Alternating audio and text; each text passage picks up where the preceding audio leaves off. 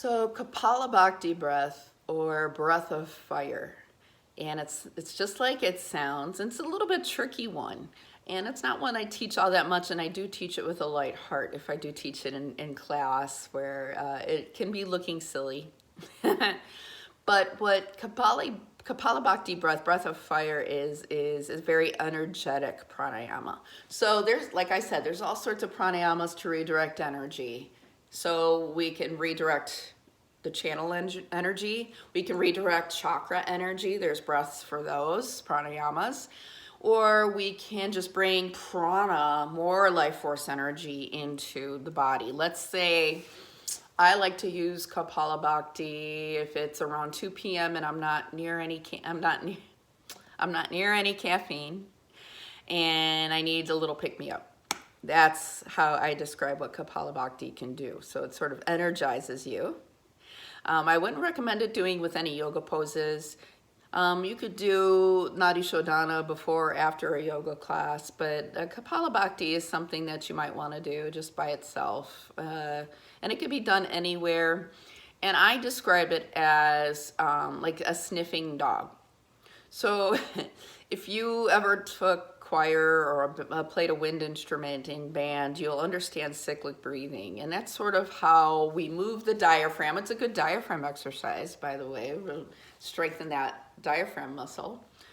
But it also, that negative force of the diaphragm when we are puffing sort of draws air in passively on its own. So it sort of pulls air in as the air draws out. So it's a very active both ways, but the air gets drawn in through that action, if you know what I'm saying with that breath. So we could just continue with the cycle because the air is just replacing itself. So we could do it with one big breath. And it looks like this. So we want to puff, we want to work up trying the first time to puff for about 20 times.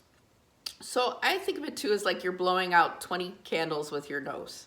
Like, so sniffing like a dog is probably my best analogy of it. And my dog's probably gonna go crazy now. She's sitting over here, and whenever I do that, she thinks I'm playing with her. So again, we wanna sit up tall. We take a big breath through the nose, and then we puff in and out through the nose.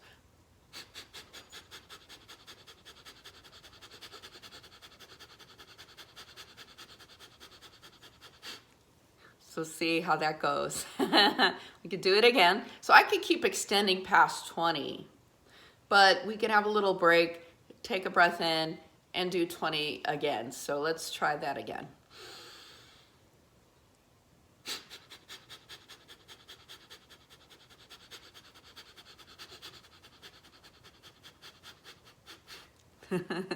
So Kapalabhakti, breath of fire, you might feel energetic after that. You might feel a little lightheaded.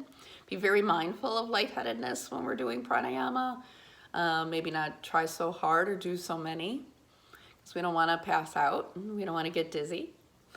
So those are 3 of the main ones that I like to teach. Like I said, there's many, many more that do many, many different things. I think I shared with the presentation this week a book, Light on Pranayama, where you can look up many different ones for whatever it is you need. So pranayama we'll look at in class as well. We'll look at different breaths and practice in a yoga class, and we'll learn how to put everything together. So see you guys soon.